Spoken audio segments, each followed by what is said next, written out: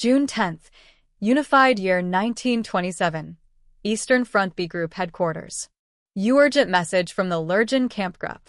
Soldem 528 is suddenly surrounded by extremely powerful Federation units. In order to contain their encroaching enemies, the Federation Army launched an offensive in response to the commencement of Andromeda, and ensuing movements of a group to capture southern cities was not unexpected. Everyone in B Group headquarters crinkled their brows and clicked their tongues in their heads, vexed that their worst predictions had come true.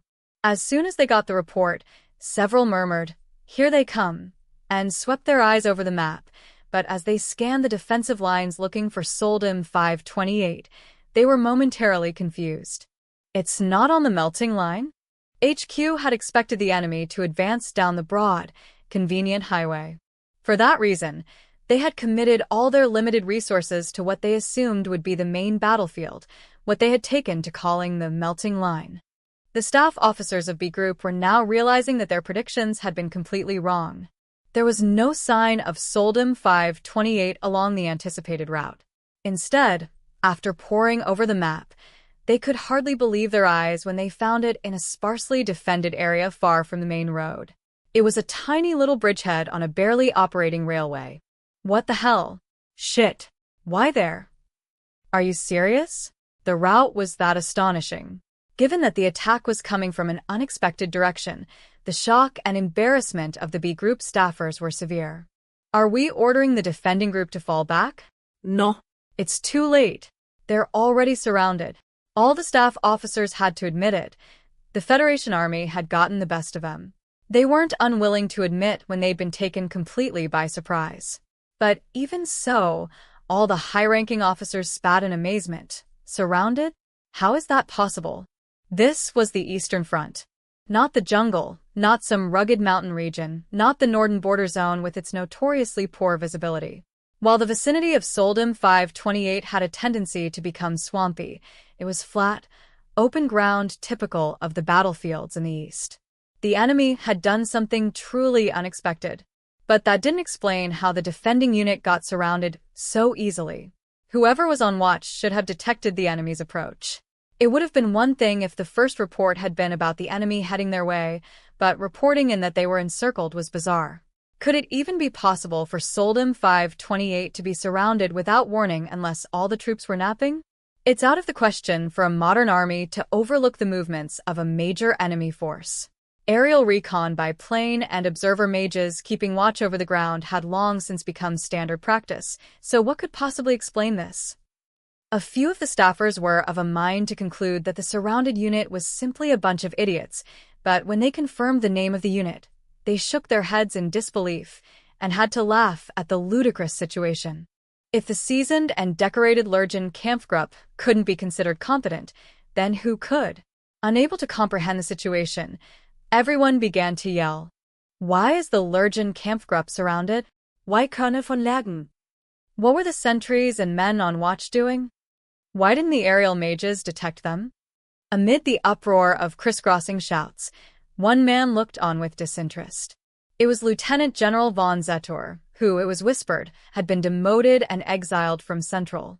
He was the only one present who maintained his usual composure as he stood to address the room. Gentlemen, discussion is all well and good, but this isn't a university we should be debating what to do.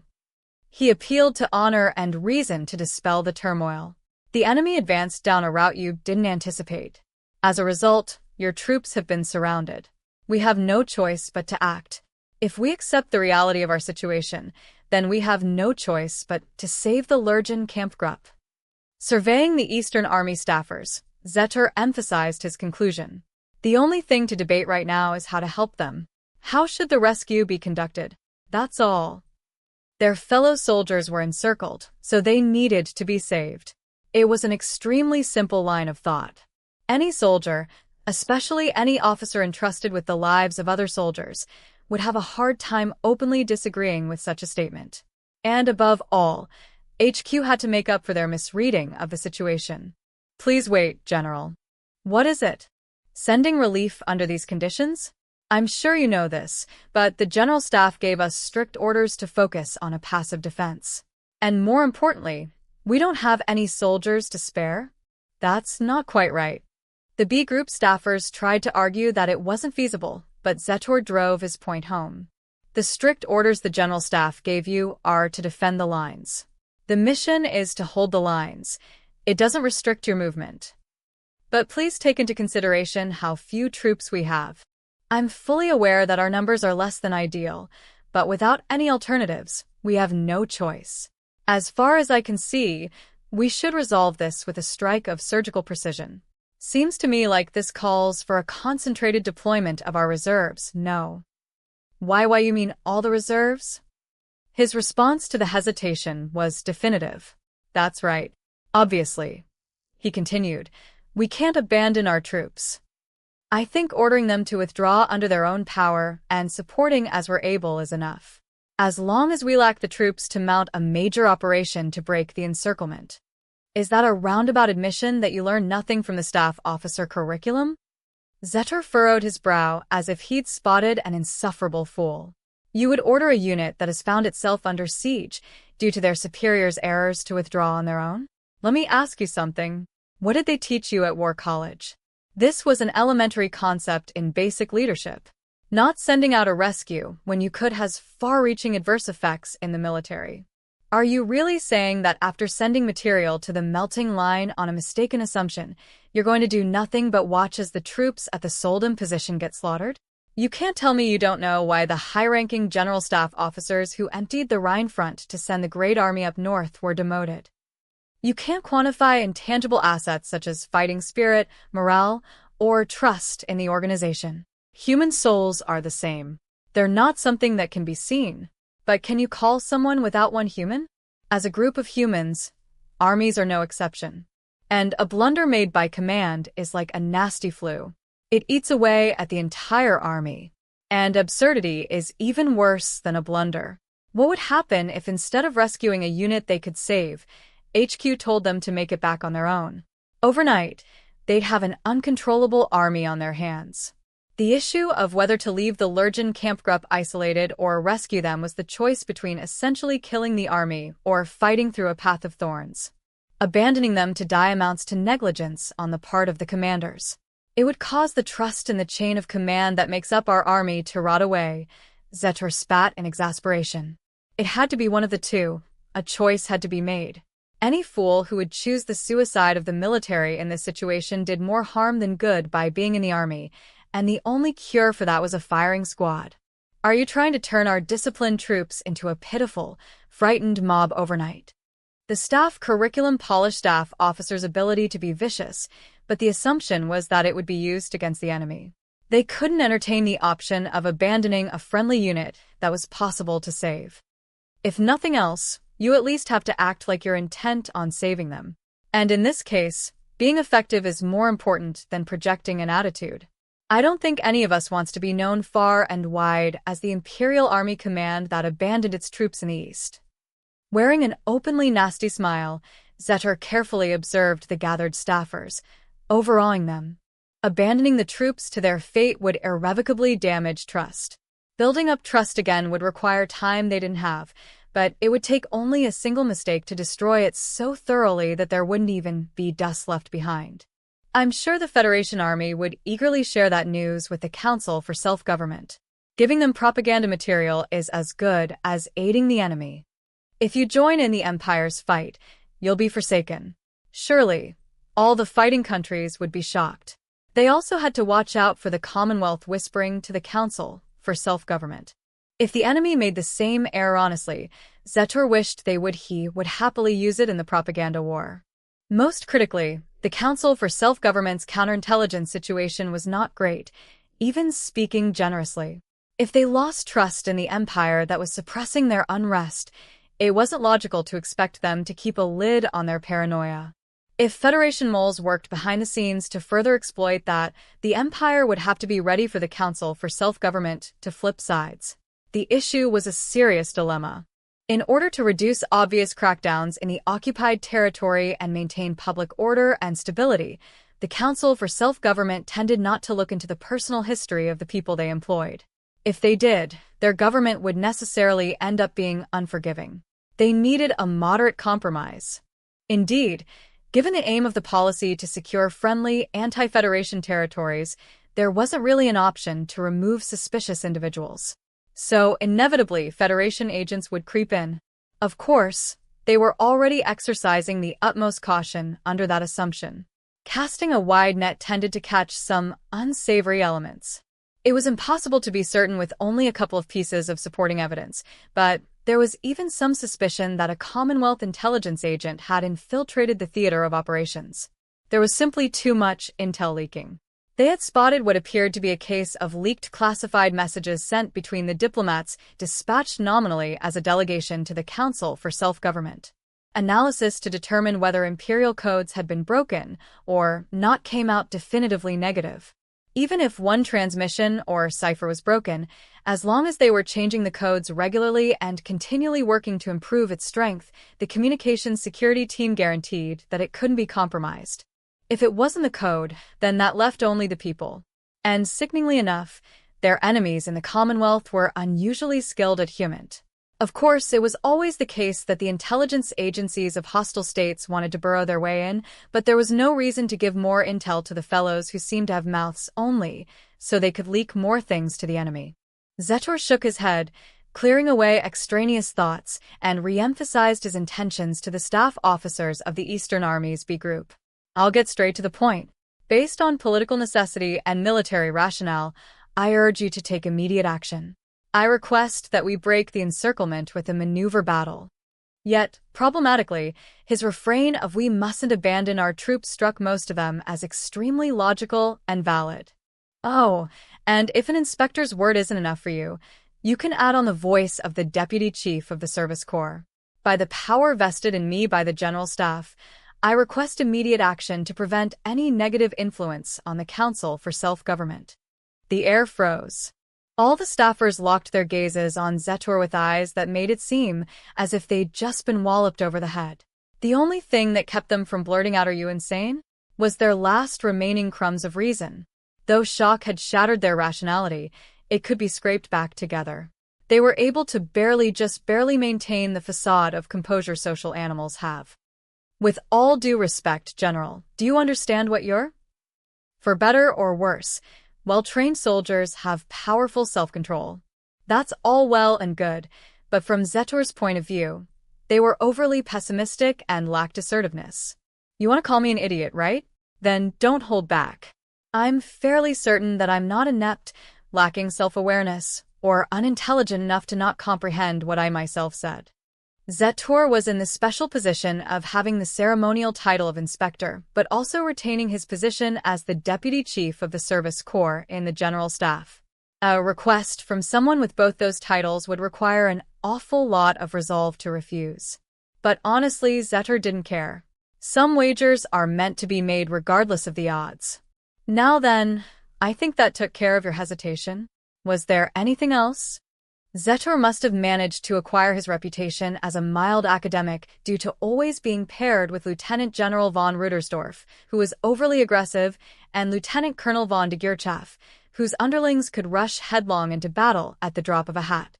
He smiled wryly to himself to think that ultimately it was a relative assessment. Oh, how people change depending on their environment.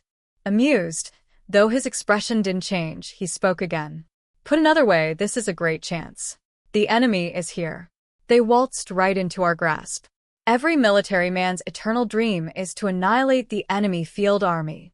Then, why don't we take advantage of this and pull off our own encirclement to crush them? Overpowered by the strength residing in Zetor's eyes as he grinned, the staffers nearly began to nod, but apparently their badges weren't just for show, either. A few puzzled officers piped up, albeit timidly. General, it may be disrespectful of me to say so, but you seem awfully relaxed. Is there some secret to being so unflappable? Implied between the lines was their suspicion that the conversation was proceeding a bit too neatly. And in reality, Zetor's way of leading them to the answer with no concern for the fog of war stemmed from a trick. It didn't seem like he had predicted where the enemy would come from and just happened to have a backup plan ready for them. That could only mean... But then, if they didn't sense something was off, he would have had to lament their naivete. An unsuspecting staff officer is immature. Without the superior coordination skills and discriminating intellect of someone like Lieutenant Colonel Ugger, a staffer was liable to be disposed of. Just experience and preparation. The word preparation caused eyes to widen throughout the room.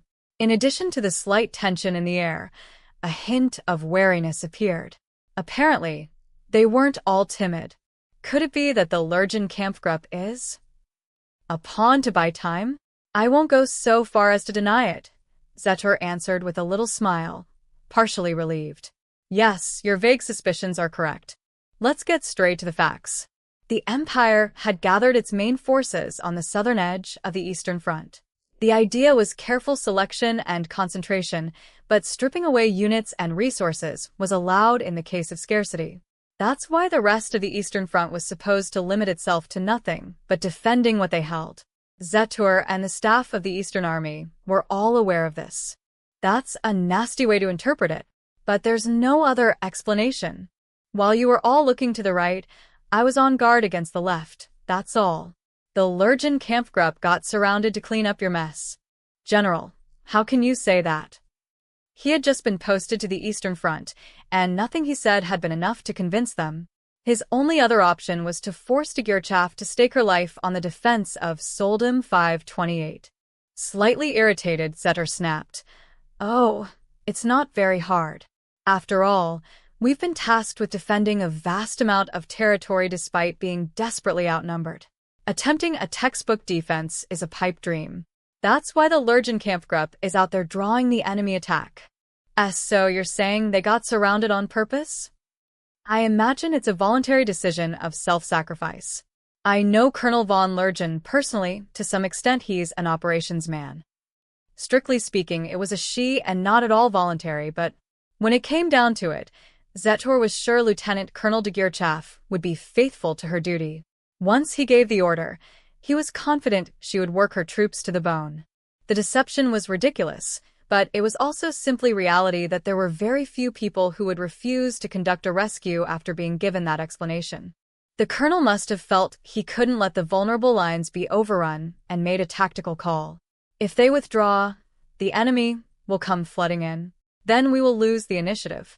He simply couldn't stand by and watch that happen, Zetor said coldly, implying that thinking at the operational level, a passive defense wouldn't be enough. Now then, gentlemen, I'll ask you again. If the enemy is here and our troops are in a pinch, shouldn't we go out to meet them? But, General, we don't have the supplies or the troops for an offensive. We've barely managed to fortify the defensive lines as is. The high-ranking officers argued back, wearing grim expressions. And Zetor had no trouble imagining how the staffers of the Eastern Army felt as they voiced their fears. After all, there weren't enough troops. It was too great a risk to sally out to attempt a local offensive. If this were a test on textbook strategy, or as far as was taught at the academy, they would have passed.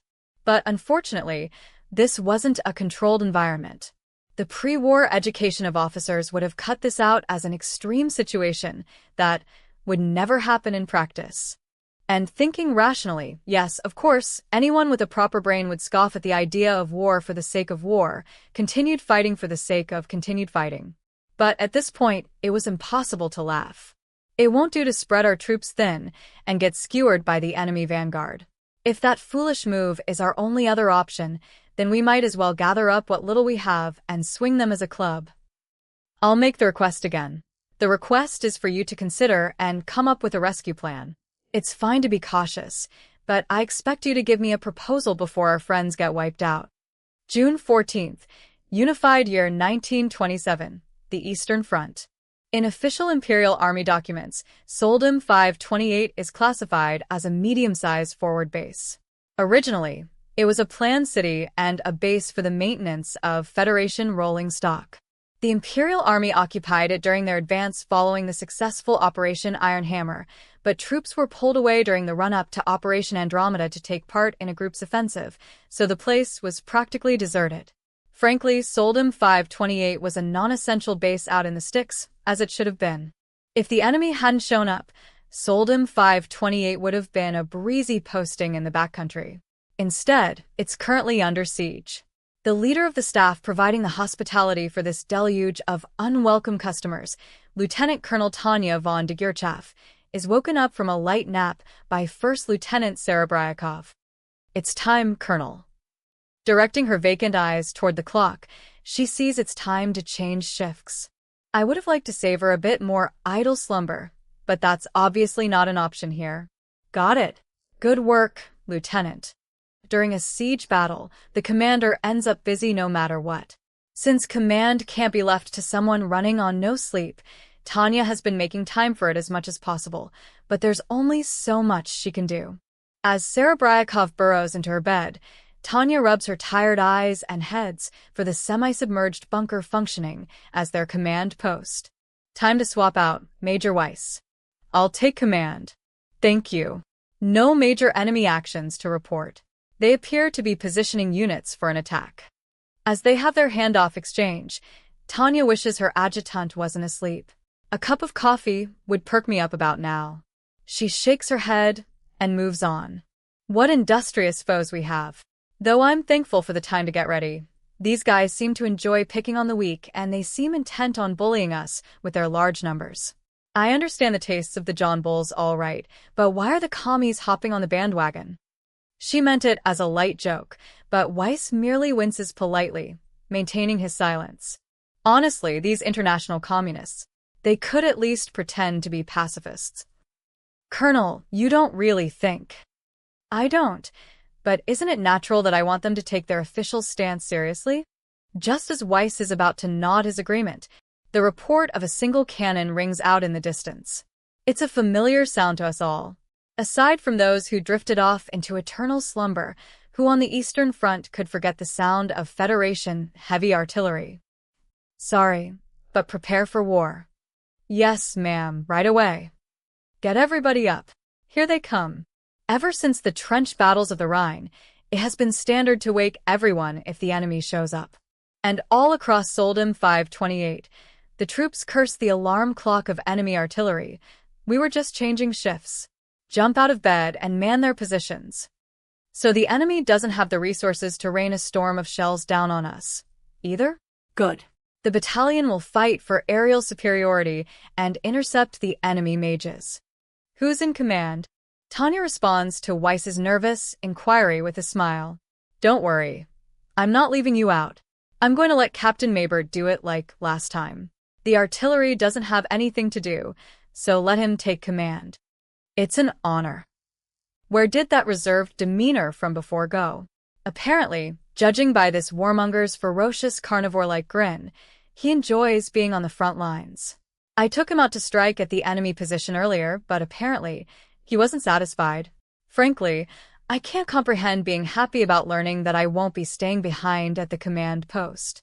But this is war. The front lines need people like him. Okay, Major Weiss, you're up. Captain Maybert, keep doing what you've been doing. I'll grab Lieutenant Serebryakov and round up the battalion. If you're late, we're leaving without you. I'll be ready. With a salute, he hurriedly grabs a receiver. Tanya leaves him, dashing out of the bunker to head for the square on the base designated as the battalion's marshalling point. Everyone is already there. It's impressive no matter how many times you see it. The absence of First Lieutenant Grantz's company and the presence of First Lieutenant Westman's has already become something familiar. And it seems Serebryakov has managed to make it on time as well. Setting aside the officers, however, did some of them literally just wake up? A few of the mages have awful bedhead. Tanya always firmly insists that paying minimal attention to appearance is a fundamental part of being a member of civilized society, but it's never clear-cut whether it's best to let this sort of thing slide in the case of an enemy attack. All units are present, ma'am. Thank you, Lieutenant Serebryakov. As they exchange mechanical salutes, I internally fret about how to give this particular advice.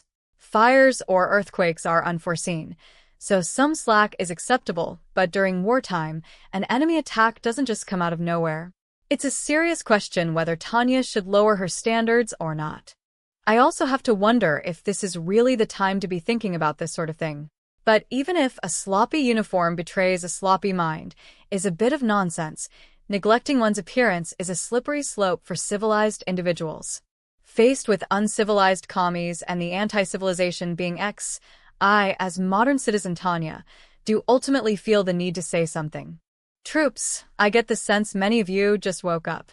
I think our battalion is fairly strict about appearances, but apparently the enemy artillery mixed up the timing of their morning wake-up call.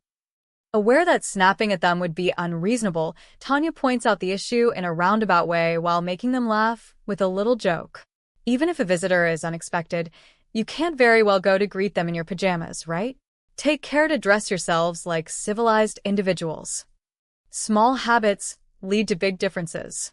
Heinrich's law is practically a rule of thumb, but that doesn't make it any less correct. Humans are always haunted by limits. In order to push those limits and achieve a high average performance, Tanya requires her subordinates to abide by regulations at all times. Habit is truly the golden rule for success. All right, Lieutenant Serebryakov, Lieutenant Westman. Major Weiss should be here shortly, but to fill you in, we're going to intercept the enemy mages. We'll do it just like we did on the Rhine. Tanya briefs the officers on the situation. Really, it's just a formal confirmation of the notification she got from Weiss, but there's meaning in doing these checks. Deviating from standard procedure often results in laziness. That said, Tanya smiles at her trustworthy subordinates. I'm sure there's no need to worry about these veterans. Lieutenant Serebryakov, this is business as usual. Yes, ma'am, business as usual. And as usual, I can rest easy knowing you're here. This is just praising her accumulated experience. Serebryakov must not be used to getting complimented, and Tanya winces at her puzzled expression. Her praise not getting through to her people is an oversight. As a young child reading a biography of Nightingale, I didn't really understand why she said that her last remaining nurse in Crimea was worth more than gold, but now it makes perfect sense. It's just what you would expect from a great reformer who contributed so much to the field of statistics. Human capital has value whether you're a nurse or a military officer. Indeed, it has universal value regardless of profession. In that sense, Serebryakov has most definitely accumulated human capital greater than, as Nightingale put it, the value of her weight in gold. Don't look at me like you find that strange. It may not always seem like it, but I do rely on you. Teach. Thank you, ma'am. I should find a good time to arrange a thank you gift. Tanya makes a mental note to get hold of some chocolate or something in the rear. The real problem is, Tanya turns to face the commander of the replacement company, who seems to have relaxed substantially since his first battle. Lieutenant Westman, don't overdo it. For starters, just follow me. I'll make sure you come out all right. Understood. For better or worse, the eager fellow is a Green Company commander. Though he has combat experience, he's still far from the point where he can be trusted to do things on his own, at least by Tanya's standards. That said, even the hard-headed First Lieutenant Tosban turned out to have his uses. In terms of raw materials, it's not as if Westman is inferior, so as long as Tanya makes proper use of him, he won't be worthless. Young personnel lack experience, but they make up for it with enthusiasm. What they need is the appropriate education. On that point, Tanya has some modest confidence in her results. As the educator who cultivated Serebryakov and Grants, surely it's her right to be proud of her skills. All Westman needs is a little bit of time and attention to reason. I like that attitude, Lieutenant. Thank you, ma'am. Here's something you should know, Lieutenant. War often comes down not to scoring the highest points, but having the best average. It's easier to survive if you grind down your weaknesses. That's what you should work on. I see. I'll keep that in mind, ma'am. Tanya nods in satisfaction. It's rare for someone to be so genuine. Sorry I kept you waiting, Colonel. There you are, Major. We nearly left without you. I sense a measure of ease in the way he jokingly pleads for mercy. You really can rely on personnel who have experience. This'll work out just fine. I'll keep an eye on Lieutenant Westman. The rest are yours, Major Weiss. We're going to intercept the enemy. It's rough to wage war while needing to look out for your allies. It's reminiscent of on-the-job training for new employees. But in a war, people's lives are on the line. It's fine if I have the leeway to cover for them, but Tanya is constantly compelled to be miserable. This is why it hurts so much to lose Grantz's company to the point that I can't help but complain in my head. With all due respect, General von Zetor, curse you. What shall I do, ma'am? Lieutenant Serebryakov, you'll do the same as me. Support Lieutenant Westman. Tanya responds to her adjutant, swallowing her other thought. You can never have too much backup, as she guides the battalion into the sky after their skillful takeoff. The fundamental task of achieving air superiority is about gaining altitude, though ascending isn't so simple when enemy mages are coming to attack. Is the enemy taking their time for some reason?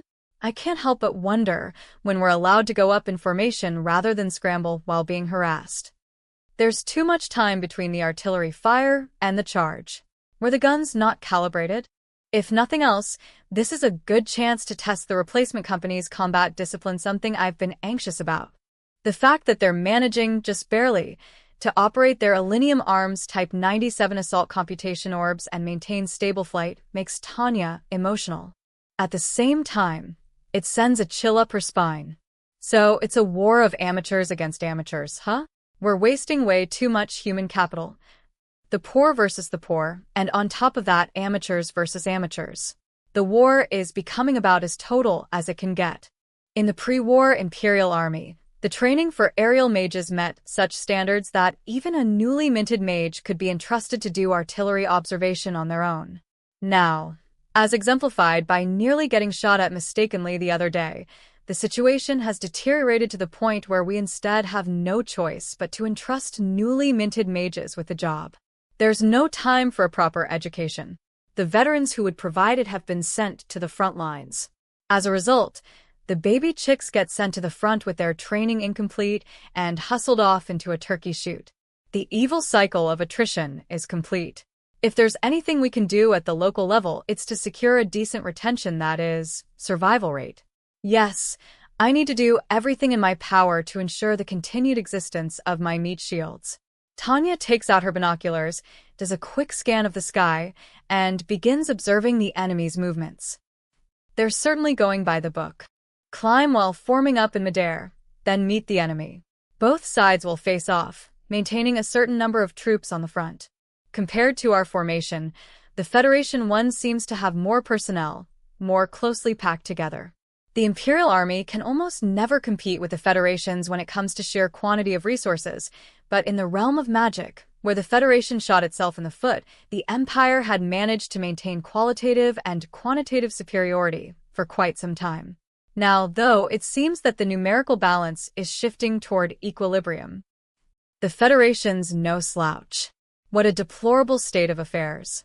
I have little distaste for beating on weaker enemies, but competing against an evenly matched opponent is far from pleasant. It's always better if you can finish a job with minimal effort, let alone a war. What a terrible situation this has become. Enemy fire. In response to the warning, Tanya follows the usual protocol and orders the counterattack. 0-1 to all units. Return fire. Since it's extremely long range, the fire is concentrated optical sniper formulas. That said, the tyranny of distance wreaks merciless havoc on the accuracy and power of the incoming fire. As we need to pay attention to our remaining formula bullets, both sides are just taking pot shots at each other. What a headache. TCH. The distance makes this hardly worth th. Mid-gripe about the wastefulness, Tanya spots a dramatic shift in the enemy movements. NGH. The commie mages are rushing us. They've broken their battle line, or left formation entirely, for a reckless strike. It's like a runaway charge. Did they lose control? How could their discipline get so? Westman's uneasy comment gives Tanya pause. It's too soon for command to fall into disarray and their formation to collapse. She's heard the rumors that long-range firefights grate on the nerves of rookies, but even so, the enemy can't have suffered that many losses yet. Did their recruits get restless?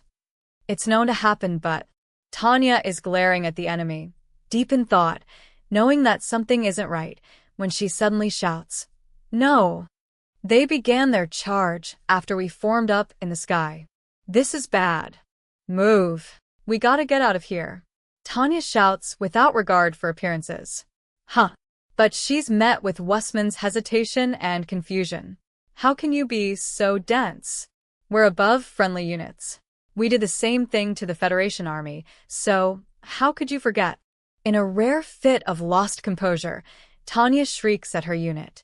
01 to all units. Accelerate to full speed. Don't let this turn into a melee over our base.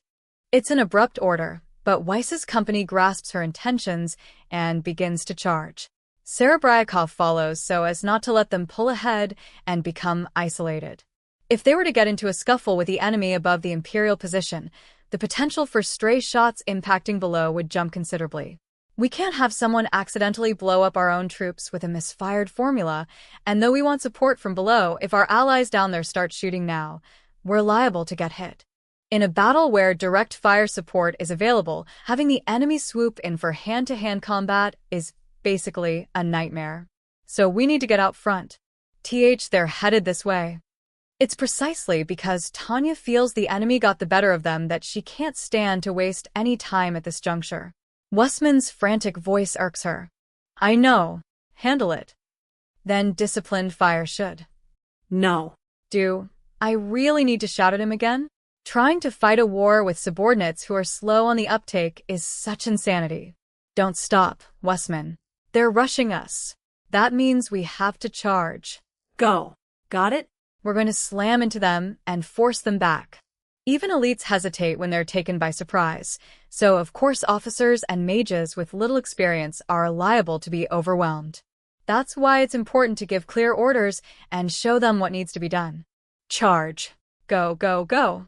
It's an abrupt order, but the replacement company just barely manages to keep up with the rest of the 203rd Aerial Mage Battalion on the charge and crash into the enemy.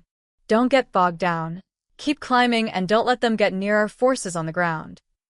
Keeping in mind that our advantage comes from orb performance at high altitudes, Tanya orders her troops to ascend. But then she's met with something that completely floors her. The intention was to climb and mock the enemy from above, but we can't shake them. The enemy's keeping up at 8,000. Of all that, I didn't think they would climb so high.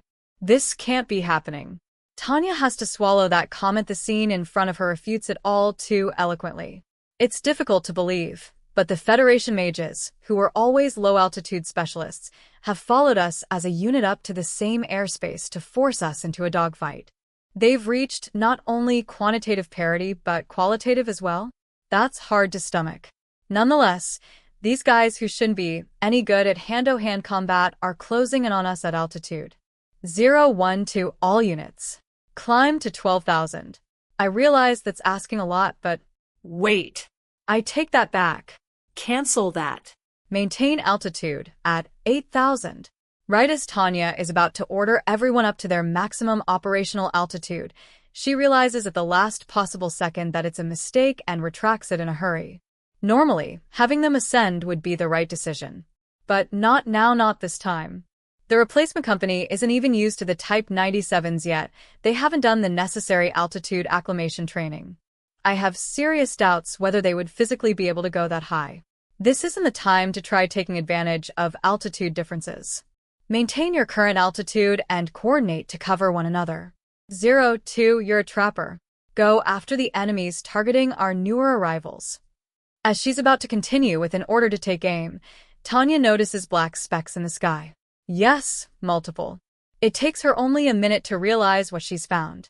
Enemy planes. Break. Counterattack. At the same moment she shouts, the enemy mages who had been relentlessly hounding them begin pulling away all at once. Hurtling toward the bunched-up mages are enemy aircraft fighter planes.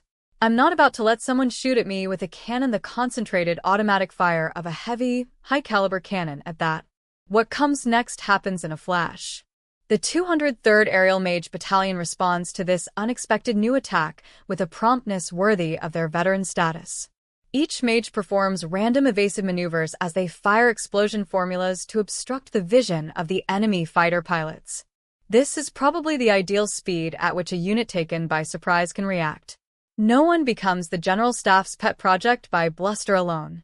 It requires the strength to pry challenges open as they arise, pin them down, and break through. Casualty report. Minimal casualties. Such a pleasant reply from Serebryakov. Not that the enemy scoring on us doesn't sting, but the fact that we didn't suffer many losses cancels that feeling out somewhat.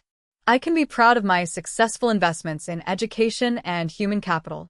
Tanya's cheeks are about to relax into a smile as she scans the sky when her expression tenses all over again.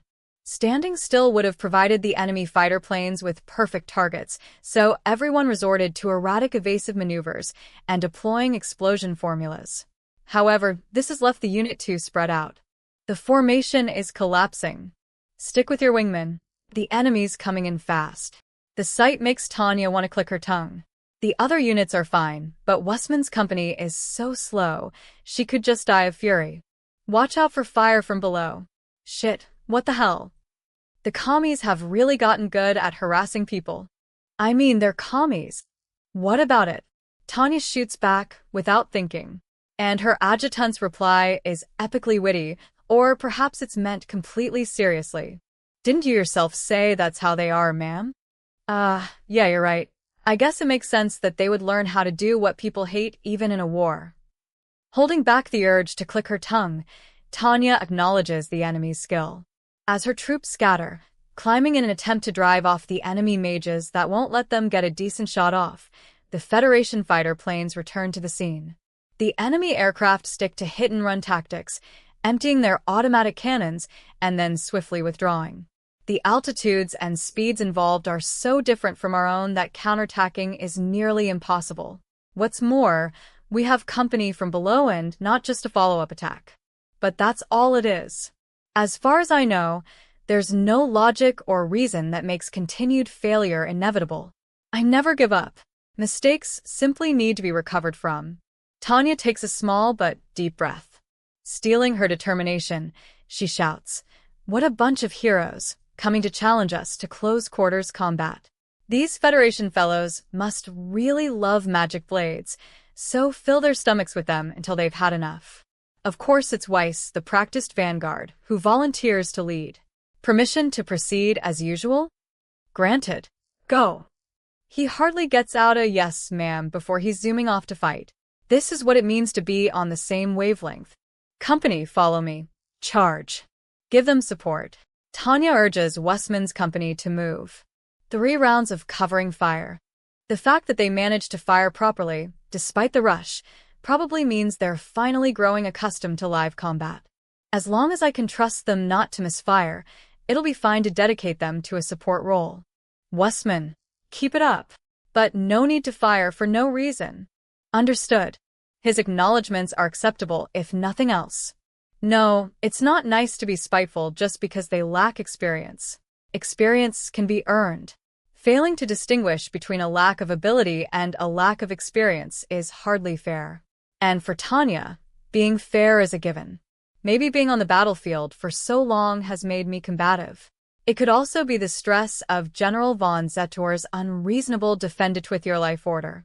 This isn't what I need to be thinking about right now. Tanya shakes her head lightly to clear out the extraneous thoughts and refocuses on combat. The timing is perfect. The enemy is busy with Weiss's charge, and the rest of us are in striking formation. It's time. Tanya looks to her adjutant.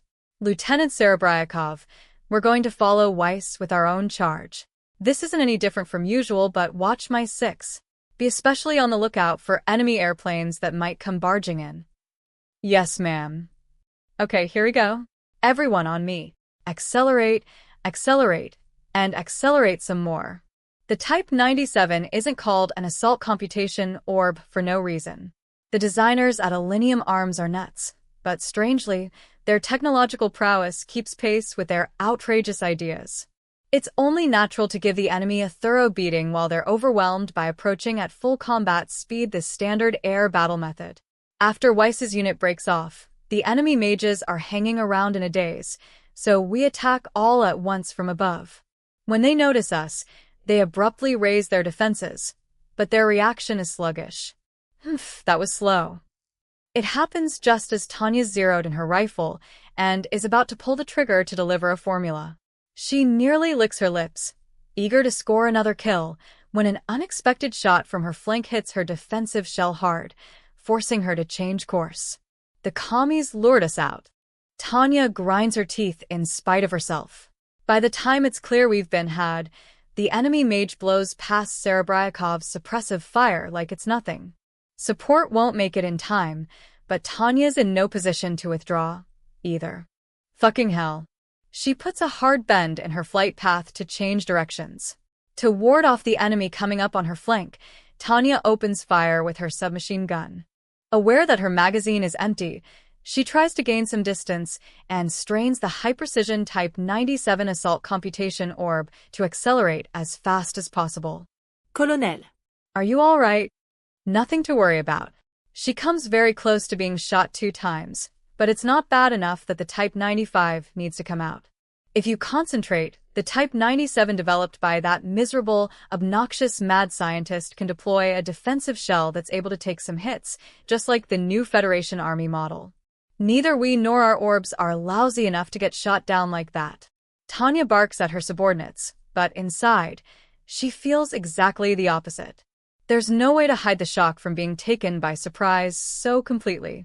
A Federation mage moving faster than her in close-quarters combat is enough to make me consider this a paradigm shift. What would the enemy mage have done to Tanya just now if she hadn't had a submachine gun that could fire a hail of bullets? Man, I really hate these guys. After just barely slipping away, Tanya turns back to observe the enemy.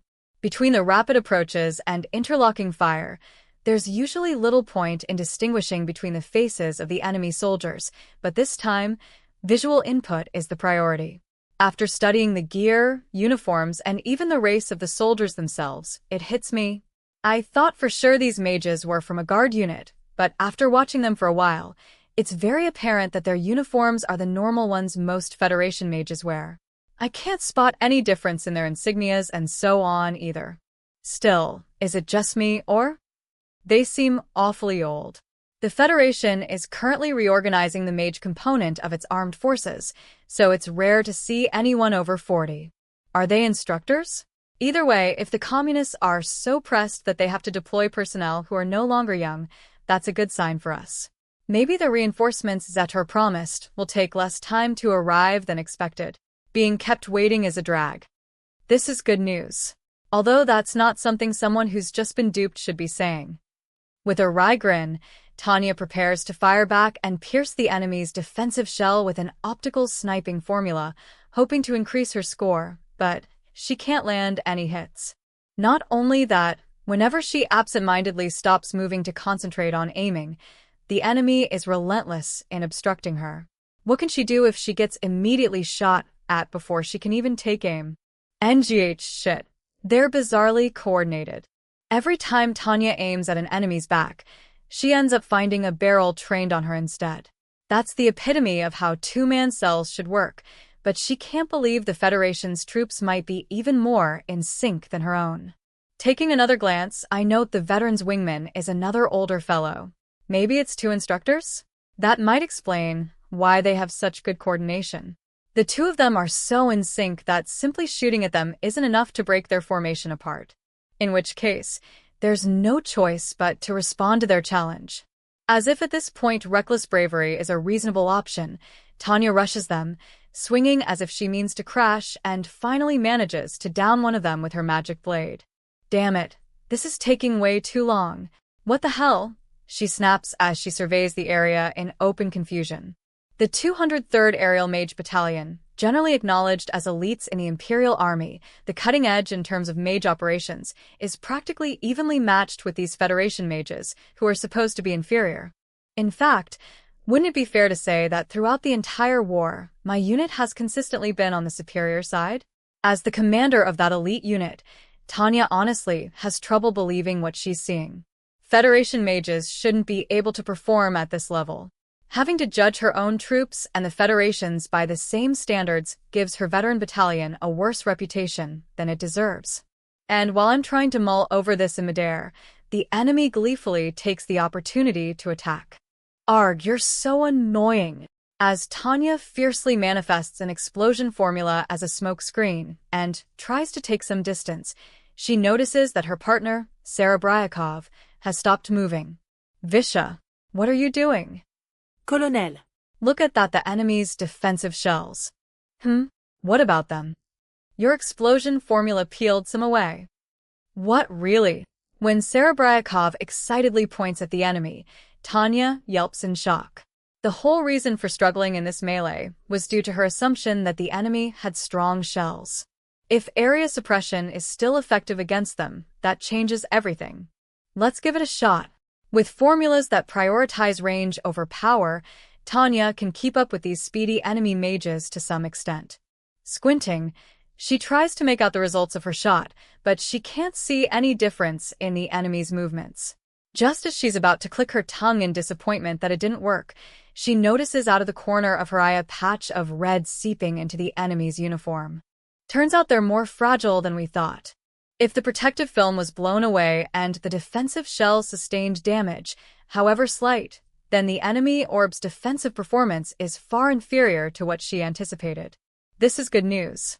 Tanya chuckles to herself. Weiß, Wüstemann. These guys aren't using the new model.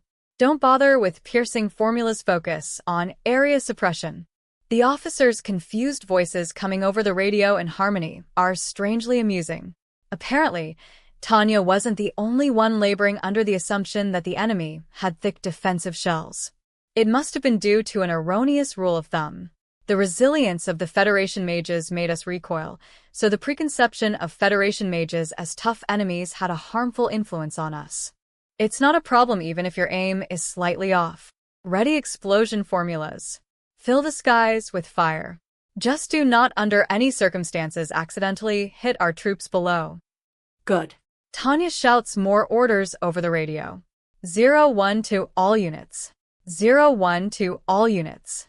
Blow up the entire airspace and the enemy along with it. And put some energy into your defensive shells. Open fire. An instant later, as if the order had been a literal trigger explosion, formulas blossom all around them. Perhaps it's a bit excessive to completely obliterate the airspace above friendly territory.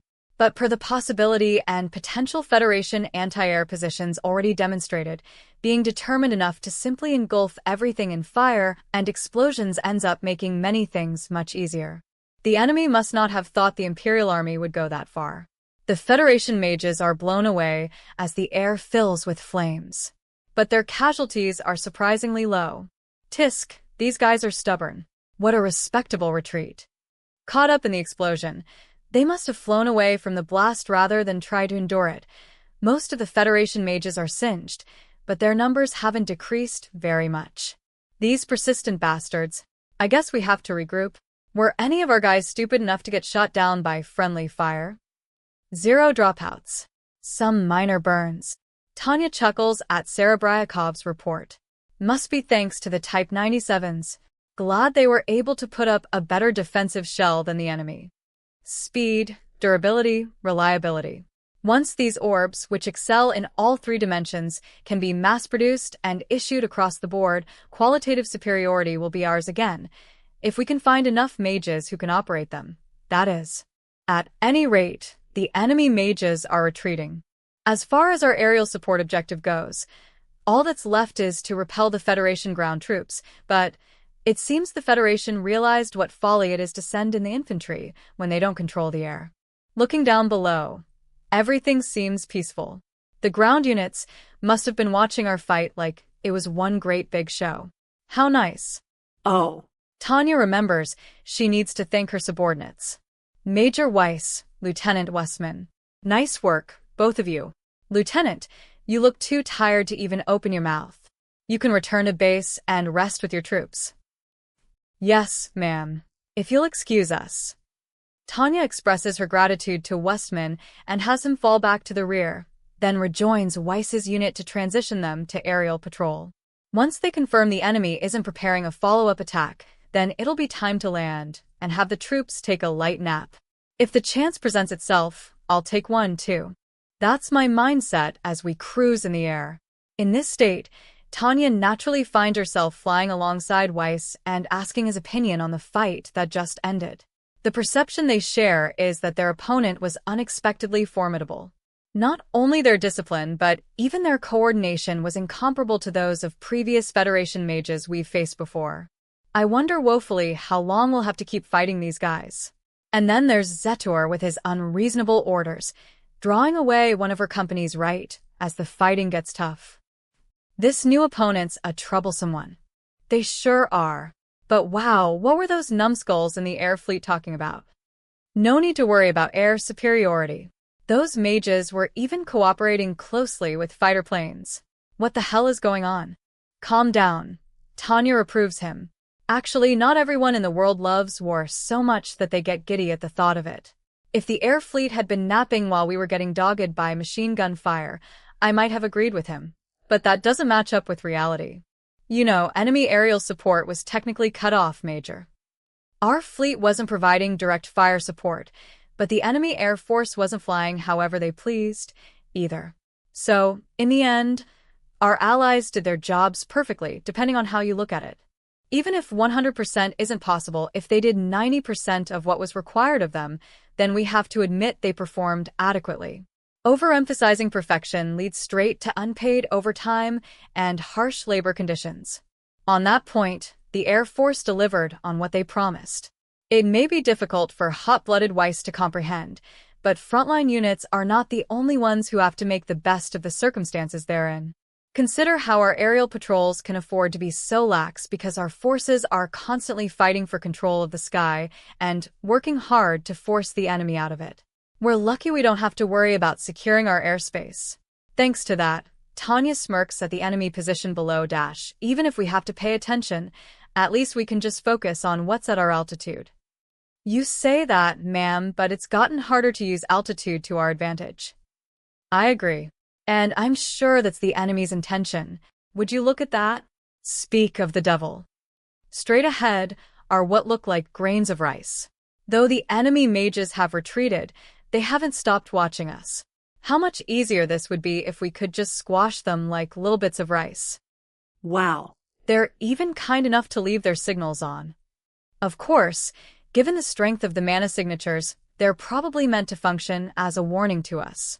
If they bathe you in them 24/7 as if they're proud of them, you have no choice but to notice. They say being self-conscious is the realm of the teenager, but when the enemy boasts about their presence to this extent, it makes me feel like they have something against me personally. The Federation Army must have some heroes if someone over there is trying to get you to notice them. What's that? Tanya rolls her eyes and glares at her vice commander, but the effect is not exactly pronounced. Is it because she's not tall enough? She may be the boss, but perhaps there are limits to how much she can intimidate her subordinates. Then her bold adjutant floats over to join them. Wouldn't they have to be heroes to top all heroes? Serebryakov enters the conversation with a smirk. She's sure gotten cheeky. But hold on. If I think back on it, I get the feeling she's been quite consistent since the Rhine. Trying to remember how things were back then, Tanya shoots back with a wry smile. Troops, do you know what the destiny of heroes is? It's just goofy chit-chat. I shouldn't put too much thought into it. Heroes, without fail, die. So there's no guarantee that it won't happen now. We'll end the legend of the Federation Army's heroes right here. Huh. The three officers laughed together, dispelling the weighty gloom. It's good to not dwell on the rough fight we just had, and this way, we stay determined. It's a good chance to switch gears. But they weren't fooling around out there. I have to admit they have skills. Weiss, what did you think? I'm with you. Their tactics, coordination, and skills were all at practically the same level as ours. This is the biggest pain in the ass. Between the new orb model and these new guys, all our strengths are. Colonel? Weiss asks, what is it? Tanya points to some enemies and murmurs in reply, that. As she's pointing them out to her vice commander and adjutant, she tries to identify them from their uniforms. It seems like someone familiar is joining up with them. Are there signals in the library? That's definitely not a Federation unit. Who are they? A glance at the vice commander makes it clear he doesn't know.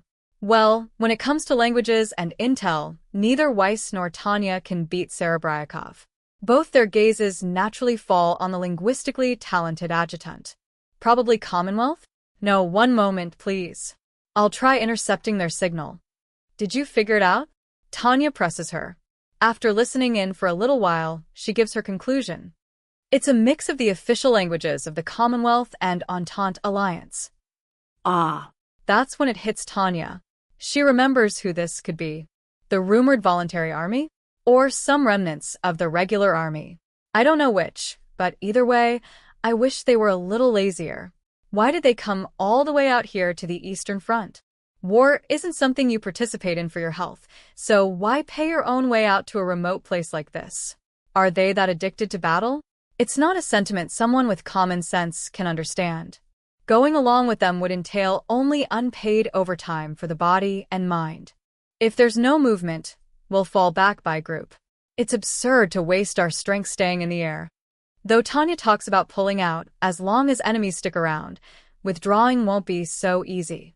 At the same time, continuing the confrontation is an exercise in futility. It's a staring contest where we can only watch helplessly as time passes. Ultimately, we stay in the sky for a while, and both sides eventually fall back only after maintaining the standoff for several hours. It's a confrontation that tires everyone out for no reason at all. If the enemy's aim was to exhaust us, they have without a doubt succeeded. There's no point in grumbling that it should have been the amateur Federation side who dropped out first. Landing and tumbling into her semi-submerged room that apparently used to be a storehouse, Tanya takes up her pen to write her report before she forgets what happened. If the combat they just experienced is going to be the new standard, the Imperial Army urgently needs a plan to handle it.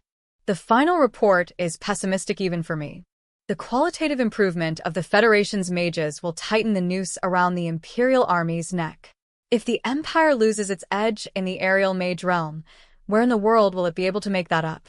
Reading it over, Tanya sighs. Still, there's not even a guarantee anyone will read this seriously. The Imperial Army's culture allows relatively open communication, but for better or worse, it's also a military organization that closely follows doctrine and its own preconceptions. Just because I sound the alarm about the dramatic improvement in the quality of Federation troops doesn't mean anyone will take it at face value. The higher-ups will probably be wary or pay attention. But I can easily imagine a future where they understand with their brains, and that's all. They probably won't be capable of feeling how serious the situation is. That's how much Tanya's report is at odds with the prevailing common sense. I'm the one who wrote it, but even I can hardly believe it. If not for the fact that Tanya personally witnessed it in battle, reading that the threat of Federation aerial mages has rapidly increased would just seem like a mere rhetorical flourish. No one will read this and immediately believe it. Virtually everyone will scoff that she's overreacting. Arg, how can I explain it? Conveying things to other people seems simple, but is actually quite difficult. You can write down the truth and call it a factual report, but it takes some finessing to actually get your message across. Make your point clear, keep your audience in mind, and adhere to an intuitive structure. Always easier said than done. This is such a pain. Ha. Tanya sighs and takes up her pen again. Compared to when we burned Moskva, yes, they do have more troops. But improving their quality is in a completely different universe compared to simply having more. If you could immediately get the fighting power of a bunch of veterans by just hiring a slew of part-timers, the word education would have to go straight into the trash. In reality, the importance of education has only increased. And yet the improvement in discipline the Federation aerial mage units have showed is remarkable, like an unnatural burst of instant fighting power. If that doesn't come across properly in Tanya's report, it'll be taken too lightly. Pointing out the issue isn't so difficult, it's what comes after that's the challenge. This is what it means for something to be illogical, Tanya murmurs and begins to review the situation. While gnawing on a military issue high-calorie chocolate bar, she reads over the reports from each company. The only commonality she finds among them is the comment that they fought on an equal level with the Federation troops, or were slightly superior. Try as she might, she can't locate the key to understanding the phenomenon. Is it just my imagination? That can't be. No matter what lies I tell myself, no matter how I try to gloss it over, the only conclusion I can draw is that the enemy has dramatically reduced their vulnerabilities. Grumbling, she tosses the half-written report into the trash can. A report requires a concise conclusion. reporting to her superiors that the Federation units have better discipline now for reasons unknown would only be an admission of ineptitude. And even worse, this is a job that's been entrusted to her. In the worst case, if she could at least take personal responsibility for everything, things would be less complicated. As long as she was prepared to accept the consequences, she could still send it without too much worry. But this is an official report from the Lurgen Kampfgruppe to the General Staff submitted under Colonel von Lurgen's name. Screwing up here would mean dragging his name through the mud. Surely, there's no better way to brazenly harm someone's career than to cause discord between them and their team. And if the bit about using his name ever came out, the aftermath would be unspeakably awful. But what am I supposed to do then? Turning her attention back to drafting seriously, Tanya begins to get frustrated and grips her stomach as she moans. How should I write this? There isn't enough information to properly analyze the situation. Conveying only the fact that the quality of the Federation troops has improved and leaving the interpretation up to her superiors would be one way of doing it, but nothing short of Tanya's best will do. When you're feeling lost, it's time to go back to basics. Let's review the current enemy situation. All I know is that they've dramatically improved, but what is this weird feeling? It's precisely because Tanya whipped the 203rd Aerial Mage Battalion into shape within a month that she knows this level of change is impossible. Having abused the limits of humanity, or rather, the limits of the limits, Tanya knows that, frankly, qualitative improvements to aerial mage units aren't easy to come by in periods of weeks or months. Even with the selection process based on which active duty officers seem to have the basics down, and even after the live fire exercise in Dacia, she still had some concerns about discipline. The concept is even easier to grasp when looking at Westman's company. Despite giving the earnest, young, inexperienced officer on-the-job training on the Eastern lines, he's far from being on Ahrens's or Maybert's level. He might not even match up to Tosban. The fundamentals make that much difference. Taking someone from 5 to 1 and taking someone from 0 to 1 are worlds apart. The Federation's progress is too fast. As someone with her own views on education, Tanya has little choice but to question the dramatic change in quality. Could an overhaul of their system really have had such a pronounced effect? It's a little strange for her to say so, but systemic reform can't happen overnight even if we assume the Federation has become a more independent organization of military specialists unconcerned with political circumstances. There are limits to what's possible. Improving how units operate isn't the same as improving their skills. Logically, it's understandable how perfectly utilizing weak soldiers can allow the enemy to pose a real threat. There's even the classic metaphor of how a flock of sheep led by a wolf is more dangerous than a pack of wolves led by a sheep. But then Tanya smiles wryly. If a company could bounce into the black tomorrow simply by changing one top executive, no one would have any problems. Or maybe that's a bit of an extreme comparison. The wolf leading the sheep still only has sheep to fight with. Certainly, it's helpful to train sheep into wolves. But that process isn't as simple as heating up instant food. Education takes manpower. Even on-the-job training requires an instructor. Just leading Westman around is already exhausting. Learning by doing without an instructor may involve less effort, but it must take a stupid amount of time. Something's different. What is it? How did they improve so dramatically? It's because I have experience working human resources that Tanya can't help but act suspicious. There's a contradiction here. The strength of the Federation's aerial mage forces has jumped, but, results aside, I can't tell how it happened. Employment I can explain. If it's just about getting the critical magic personnel together, they can probably reach head count by drafting every single person who shows the aptitude. Expanding the scope of the draft means recruiting more. But how exactly has the Federation overcome the issues of teaching staff and time? Recruiting, education, and management are the pillars of human resources. I've never seen a new recruit who doesn't require training. A combat-ready rookie is either a fantasy or a rare exception. Planning your human resources according to that would be going against statistics, idiotic. I'm fairly sure the Federation doesn't have the surplus that would afford them a bevy of instructors. Their army was incapable of operating systematically before. Where did they find so many key personnel? Comparing the Federation aerial mage forces to the other arms of the Federation military reveals a striking weakness. They must be training up mages at this very moment.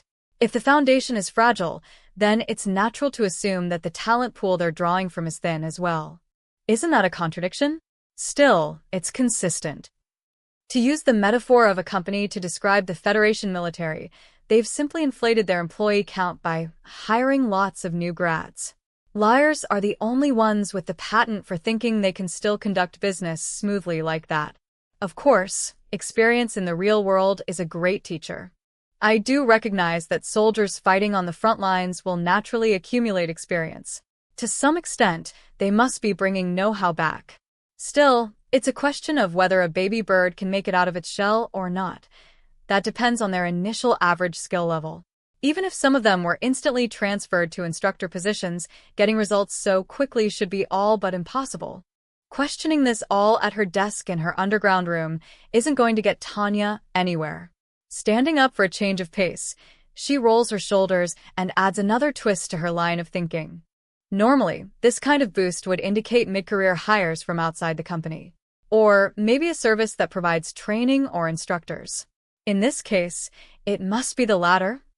When major corporations, worried about being understaffed, do massive hiring rounds, it's not uncommon for them to outsource the training. And here, too, the Commonwealth and Unified States probably have a vested interest in training Federation troops. Or perhaps they're using former Republic or Entente Alliance personnel as instructors. There's demand, and there's supply. That's everything required for a perfect overlapping of desires. But that logic only works with capitalism. The Federation commies will stay red to the bitter end. They may be fighting the empire out of nationalism, but if people had a chance to escape the ideology completely, there most likely wouldn't even be a communist party. Would that party really want its army to be trained by officers from capitalist countries? Even if the commies overcame that conflict of interest, each country has its own doctrines. Can something new be applied so rapidly in the middle of a war? Even if they resolve all those issues, is it possible to get results this fast? No, it's really just impossible. The enemy is undeniably adaptable, and I'm not about to start underestimating them. Still, the word reality deserves some emphasis here.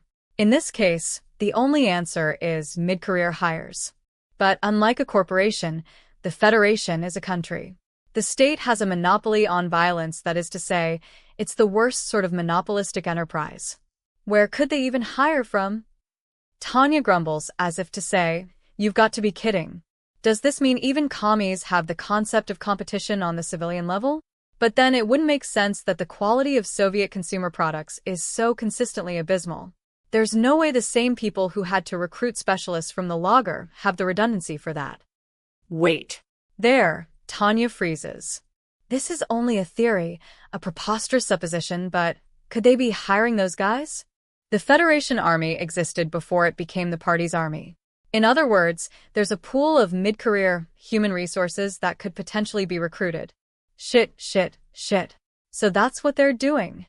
It hits me only after saying it aloud. I deserve to be shot by firing squad for my obliviousness. What an incredible lack of imagination. How could I think so dogmatically? What am I, a commie? The lager? Arg, fucking commies. You should have just killed them all in the camps. Apparently, these communists are strangely talented at holding on to things. In propaganda, they denounced political prisoners as enemies of their state, as class enemies, as reactionaries, as relics of the abominable past, and yet they preserved a ton of them in the lager. Worse, Tanya knows next to nothing about those guys. If they were useless fools, that would be one thing. But having fought them, it's obvious they're skilled. Who would be familiar with Federation Army mage units from the previous era? Though Tanya's military career is rich, due to the ongoing war, it's inevitably still commensurate with her age. Thus, even she hasn't had the opportunity to hear from the generation who knew the Federation as the empire it used to be. After 20 years pass, it's not uncommon for institutional memory to fade, no matter how or why it happens. Talk about information asymmetry. Inheriting and passing down knowledge sure is hard. What a nightmare. I don't know. In other words, ignorance. War is governed by the fundamental premise: if you don't know, it's your fault. No one told you, so what? That sort of thing. Gentle egalitarians may advise that brandishing knowledge is unfair, but knowledge is power. In a war, the side that can employ more power than a school has the edge. If you're looking for war without knowledge, you probably have to go back to pre-Stone Age 8 men level, if possible scuffles. So, I ask myself, do you know your enemy? No, not at all. I've prepped and reviewed with all the available intel. If I still don't know, that means that information on the pre-Revolution Federation Army magic units is missing from the official record. How were they taught? What were their doctrines? I don't know a single thing about them. Tanya is uninformed to a vexing degree. Basically, no one in the army has any understanding of the current situation. In an age with no internet, once you lose touch with a memory or record, it might actually be lost forever. This certainly throws a wrench in things. We can't fight a war if we don't know the enemy. I can't believe I only just noticed this massive gap in our knowledge. Even if the war itself is a waste to begin with, we have to at least win at ARG. In short, we need to dig up ancient records. Luckily, I'm fairly certain there was contact with them in the past. As far as Tanya can tell, contact means that there should be old data left somewhere inside the bureaucratic system. The problem is labor. All I see in my future is labor. Data that haven't been organized. Any member of an organization knows what a headache unorganized data are. Take a mountain of uncategorized receipts, for instance. Or having to find an important document in a warehouse. How lucky for you if you even know which warehouse it's in. Oftentimes, you don't know where to start looking. That's especially true of documents that aren't handed off properly. No matter how valuable the data, it's hard for it not to be lost in a pile of junk the moment the person in charge of it transfers out of the department. It's not malice, incompetence, or laziness, but simply the reality that unused things are forgotten. Even if Tanya makes a request, imagining the amount of time it will take for someone to find what she needs is dizzying. The library needs to be turned inside out. Those data must be in the General Staff office somewhere. I have to get them to find them for me. I won't apply as myself, but as Colonel von Lergen. After all, I'm stuck in this situation operating under his name. If a donkey can borrow a lion's skin, who would say no? I have to get them on it right away. Tanya steels herself. She rushes out of her room and heads to the duty officer's post. After momentarily scanning for a certain person there she is. Seeing Serebryakov jump up and salute like she's spring-powered makes Tanya smile to herself in satisfaction. There's no time to spare returning the salute, but rules are rules. She moves her arms slightly to perform the regulation motion and races through greetings to get down to business. Lieutenant Serebryakov, this is an emergency. Set up a long-distance call with the General Staff Office. I'd like to send an officer with the message, but the situation being what it is, this will have to do. Use the strongest cipher possible and hurry. Yes, ma'am. I'll go wake up the crypto personnel right away. What is it you need exactly? A request in Colonel von Lergen's name to recheck the data we have on the Federation Army. Or rather, I need to get them to dig up some documents that are in the process of becoming history. Naturally, this is of the highest priority. Huh. Tanya elaborates after seeing her adjutant's blank expression. The enemy improved too quickly.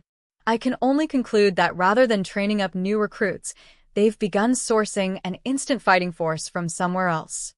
If she asks using the name of someone from operations, the General Staff is sure to process it as an internal request. It's not good to discriminate based on who is asking and via what channel, but prioritization hierarchies are a reality of bureaucracy. In order to light a fire under their asses, Tanya needs to exploit every trick in the book. I'm fairly certain they've mixed in some troops from before the army turned commie. In other words, there's a very good chance that some veteran aces are mixed in. You'll have to excuse me, but I find that hard to believe. Class enemies of the type that would normally be sent to the logger? This is the Federation we're talking about. Lieutenant Serebryakov, I appreciate your perspective. Your insight and sensibility are valuable. As far as the issue of the Federation goes, it's dangerous to disregard the opinions of those with experience. That said, there's a non-zero chance of reality betraying historical trends. And I'm grateful for your advice and assistance. I respect you as a professional, Lieutenant. However, I will give you this warning with confidence. To know something is to be clad in preconceived notions. It's fundamentally the same issue the Army faces as an organization that relies too heavily on preconceptions of what is supposedly common sense. As a sensible person herself, Tanya can sympathize with Serebryakov's misunderstanding. It's true that if you're familiar with the commie ideology, it's hard to think that they would simply release people from the lager. But they can sure do it anyway. The commies. You could call them an awful societal reaction. So, what's so formidable about them? Tanya knows well. She can't help but understand. These bastards steal causes for their own ends. Expect the worst. I'm really getting sick of this. Arrogant ideologues are simple, but patriots? They really get in the way. What a pain when they operate according to not logic, but love for their Heimat. Modernity is the age of love. Unconditional confessions of adoration to a shared construct known as the state. Blind love. What a heartwarming, maddeningly saccharine, and elegant poison. Truly, what a pain in the neck. It's extremely difficult to talk of love in Tanya's language. It's absurd. Love is nothing but a bundle of absurdities and irrationality. But if there's one thing that's clear, it's this: love transcends logic. That much is true. Even if you add the caveat for certain types of people, it's a major threat. The world is rife with people ready to challenge logic. It's a world lifetimes removed from Tanya's, but sadly it exists. June 16th, Unified Year 1927. B Group Headquarters on the Eastern Front. Office for high-ranking officers. Though his job as inspector was only nominal, this unexpected opportunity to directly observe the situation in the field was more than welcome. It didn't exactly compare to leisurely desk work, where he could kick back in an easy chair with a smoking pipe, but it did allow him to see things he couldn't as the deputy chief of the service corps back at the General Staff Office. Of course, you could say the imperial bureaucracy was the best appointed organization of its era. Details about the situation on the Eastern Front were collected, analyzed, and delivered along the proper channels to the General Staff Office. And, to be assertive about picking up information himself, Zetor made efforts to stay in touch with and receive reports and advice from mid-ranking officers such as Lurjan, Uger, and Degirchav. But the world is full of surprises. They weren't kidding when they said a picture is worth 1,000 words. I'll send relief. That's for sure. He had promised it, so it was his duty. But faced with reality, even Lieutenant General von Zetor was forced into internal anguish. This is too awful. He thought he had understood their plight on paper, but compared to reality, it seemed positively optimistic. The B Front's defensive lines were literally theoretical. It made sense why the B Group staffers were apprehensive. Logically, one could say that as a conclusion it was incorrect. But emotionally, he understood the reason for their confusion. It was clear at a glance when he compared the situation to the Rhine front. Frankly, it was absurd to even call these lines. It was less like units stationed at various points along a contiguous front, and more like they were simply defending their individual positions. The battle to break out Lieutenant Colonel von Degirchav's Lurjan Kampfgruppe would be difficult. Getting a unit there without overexposing its flank or losing its edge, and most importantly, before it was too late, was going to be quite a challenge.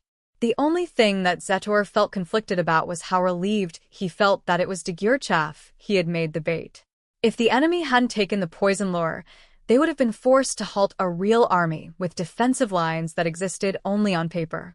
Thank God and Fatherland that the Federation Army didn't commit to a reckless charge.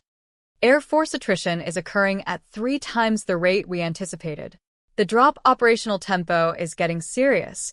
We won't be able to maintain air superiority for long like this. Though control of the sky was a minimum requirement, the Eastern Army didn't have much strength to spare in the first place. Even considering concentration of forces in the West to handle the aerial battles breaking out there, the standards here could only be described as poor. I thought we annihilated the Federation's Air Force in Operation Iron Hammer. Does that really mean? He murmured and sighed at the photograph in his hand. It was a picture shot by an Imperial Air Force gun camera depicting a fighter plane that looked to be of Unified States' make. It was pleasant to see it bursting into flames, but the enemy plane was the one on fire because this was the picture in his possession. Plenty of Imperial aircraft had been shot down, too. Surely the enemy gun cameras, nice ones with nice film from the Unified States, had photographed the reverse happening. What an utter pain! A murmur of perplexity. He understood with his brain, but something was still bothering him. Zetor shook his head to try to clear the strange feeling out of his mind, and stared at the aerial photo. The colors are awfully faded. Acquiring aircraft parts was the highest priority, but the quality was still inferior enough that the colors seemed muted. Apparently, the Council for Self-Government was urgently procuring former Federation Army gear. Actively using seized gear? I guess it makes sense that wouldn't be emphasized in the reports. I suppose in the end, it's the same sort of issue as the socks. Maybe it was different to inquire about. He could clearly recall Colonel von Lergen, back from his inspection of the front lines, relaying the issue of the socks. He had spoken so hesitantly, everyone thought something horrible had happened on the front, but what it ended up being was socks. All the staff officers were absolutely baffled. But at least it was something they could understand if they listened. Bizarrely, until someone explained it to us, we were incapable of understanding. How much of the information the front deems not worth saying are we able to pick up in the rear? It's concerning. The administration considered itself to be working hard to understand the front lines as much as possible. That went for Zetor and every member of the organization. The SOC's oversight was due to a difference in awareness or a gap in perception. It was an example of how cultural obstacles regulate group thoughts and actions more than most people imagined. Apparently, old paradigms make their presence felt when you're not looking. I thought being on the front lines myself and breathing the same air would give me a different perspective, but only now that I've seen it do I realize things can't go on like this. The front lines were captive to their circumstances, and the rear was captive to theirs. He could understand the reasons and the circumstances behind B Group's reluctance, but they weren't being terribly inventive. So did someone in the rear have a big plan to turn things around? The maneuvers via Ildoa had hit a setback, and the fact that he was even here meant the situation was no laughing matter. He did let Colonel Calandro know thereafter that he still wanted to stay in touch and strive for improvement, but frankly, it was clear that the Empire had put a damper on Ildoa's efforts to mediate. Sadly, what Zetor felt keenly standing on the front lines was that nobody fully grasped what was happening out here. There was Supreme Command, the General Staff, the Army, the government, and they all considered themselves strategists, but what they actually decided was the strategic level, and the foundational grand strategy it should have been nesting under had yet to materialize. A huge war with no guiding principles. Before the war, I would have laughed in the face of such an idea, saying how could something so foolish come to pass. It was a height of stupidity he couldn't have imagined, and it made him sick. The Imperial Army most likely doesn't have enough combat units. Can the Empire really take on the world like this? Unfortunately, it wasn't his job to worry about that. It really is concerning. The same day, the General Staff Office. Though at night they conducted a thorough blackout, the General Staff Office was a fortress that never slept, like the beating administrative heart of the Empire. So though it was nighttime, Lieutenant General von Rudersdorf was roused from his dozing by the clamorous ringing of the telephone. General von Rudersdorf, it's Lieutenant Colonel Ugger. Terribly sorry to bother you while you're sleeping, but I have a report. Thanks. What is it? He was used to calls interrupting his light sleep. When Rudersdorf urged Ugger to continue, the lieutenant colonel made his report apologetically. There was another nighttime raid on the lowland industrial zone.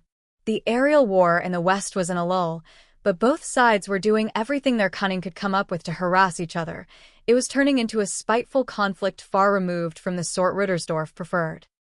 They couldn't stop the enemy planes. The Air Force was in charge of interception.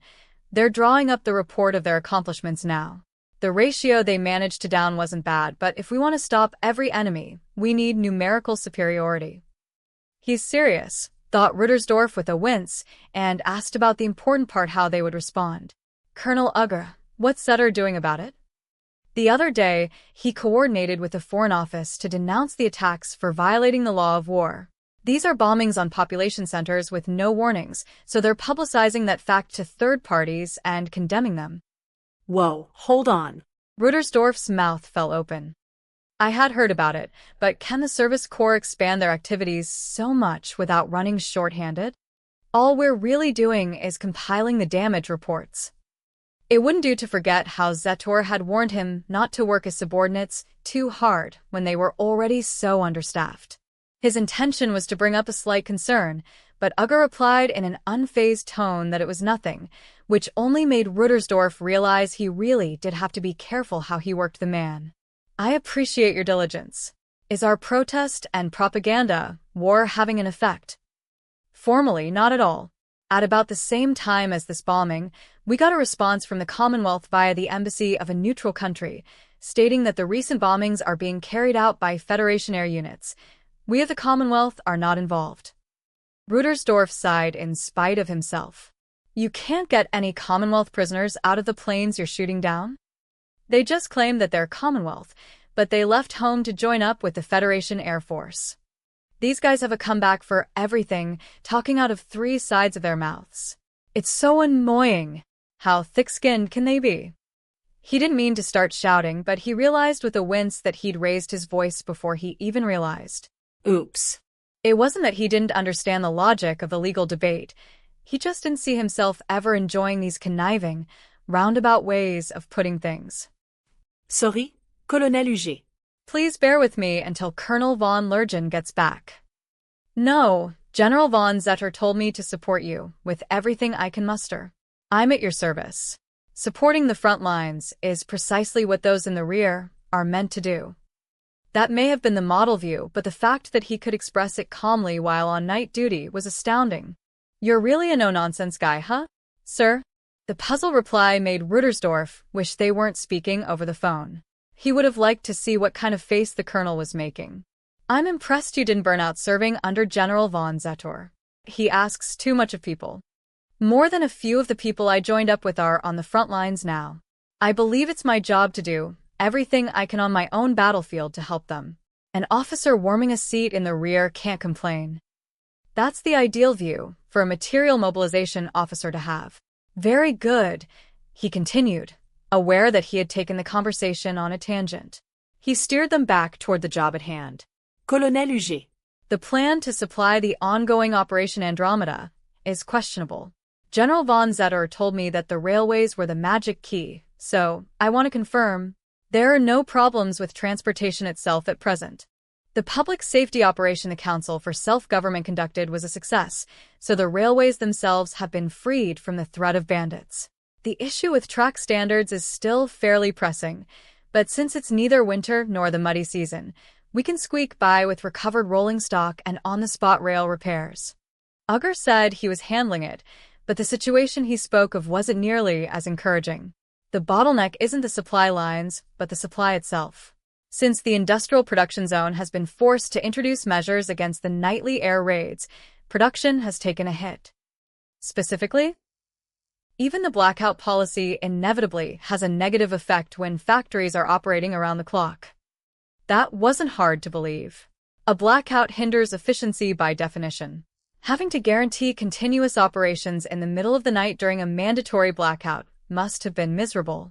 But without the blackout and continuous operations, logistics would crumble.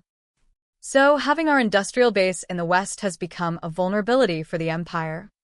The historical how and why that led the Empire's manufacturing to be clustered within range of the Commonwealth's Air Force was certainly unfortunate at this juncture. The worry of night raids had always loomed, and now that they were actually happening, Rudersdorf just wanted to hold his head in his hands. We have to come up with a better air defense plan, ASIG. Thanks, Colonel Uger. Keep up the good work on material mobilization. After putting down the receiver with a click and releasing a sigh, Rudersdorf took out a cigar and began smoking to try and buoy his spirits. Understanding at this late date the pains Zetor had been going through with managing material was frustrating. There are just too many issues to worry about. If the enemy is trying to reduce our capacity, then we should reduce theirs too. Decomposing himself, He held his cigar in his mouth while picking up the receiver he was so familiar with and dialing a number. Operations, it's me. Sorry for the late call, but what ended up being the story with that bunch of ships of unknown nationality? According to reports from the Northern Sea Fleet's patrol craft and submarines, the convoy is growing larger. We figure it's the Federation swiftly filling in the losses they sustained at the beginning of the war. A simple and clear report. It painted a picture of enemy distribution that was only growing stronger, much to his disgust. We can't board them? I'd like to stop them if possible. The officer from operations probably didn't mean to say as much, but our fleet can't compete with the Commonwealth's Navy wasn't the sort of report Ruttersdorf wanted to hear. But for better or worse, he was getting used to hearing it. He wished they would figure something out. Why can't they use marine mages? Shouldn't the Navy be able to think of that? The Navy has only a small cohort of aerial mages. There aren't enough to force the issue. And other mages would need to be trained in maritime navigation before they will be able to be of any use keeping an eye out for the enemy. So, bridging the gap will take time. He grumbled, nothing to be done about it now, I suppose. Andromeda was an offensive predicated on the assumption that the enemy didn't have much energy left. If the assumption that both sides were hurting was shattered, success became extremely doubtful. It was irritating that they couldn't grasp the enemy's movements, but depending on how well outfitted their opponents were, the Empire would have to also consider how feasible it was to hold on to their occupied territories. Can you get a handle on the influx into the southern zones? The Federation's counterintelligence is frustratingly perfect. That weirdo Loria from the Commissariat for Internal Affairs is a capable weirdo, so he's just all around nasty. Things are that bad. He keeps secrets locked down with unbelievable zeal and a stubborn attention to detail. For Humant, we have to rely on the former Federation Council for self-government, but for things outside the zones where their people aren't dash. Ruttersdorf interrupted, as if to say he'd heard enough. Hurry up the analysis of our aerial reconnaissance. And what about breaking their code? The crypto warfare section is borderline overworked. Federation Army codes used to be easy to break, but they've been getting a lot stronger. It's like being smoke-screened at every turn. And we're supposed to keep fighting a war like this. Cutting off his subordinate's apology, Ruttersdorf got to thinking. If the enemy is going to skirt the law, two can play at the game. We should follow suit. We have to stop the enemy convoy from delivering those supplies. Isn't there some approach we haven't tried yet? There should have been one method for pinching off the flow that they had been considering. We had that one plan, whatever it was, right? You mean unrestricted submarine warfare? Yes, that, replied Ruttersdorf. There's a large risk of violating the law of war. Are you certain that's wise? The hesitation in the operations man's voice was exasperating. Laws again? We have to avoid possible complications and keep it legal somehow. I want someone researching loopholes in the law. The Navy's legal division points to the wartime contraband regulations and limitations of the Safe Sea Passage policy. But the specialists in these laws say that the inspection rules weren't made with subs in mind, so that discrepancy could be dangerous. Ruttersdorf wanted to answer, "Why should I care?" But he couldn't ignore the argument. This was the moment he really resented Supreme Command for banishing Zetor to the Eastern Front. Ruttersdorf wasn't very good at the precise language and grammar necessary for legal interpretation. How much easier this would be if I could just throw it all at him. Right, thanks. Anyhow, keep looking into it for now. After hanging up, Ruttersdorf smoked his cigar in silence for a time. A few thoughts came and went through his mind, but, rare for a man whose MO in normal times was decisive, quick action, he wasn't sure what to do. I'm stuck. Heh. It's not like me, but it's unsurprising, given the circumstances. Apparently, not having him around really throws me off. Guess I'll have to answer my own questions.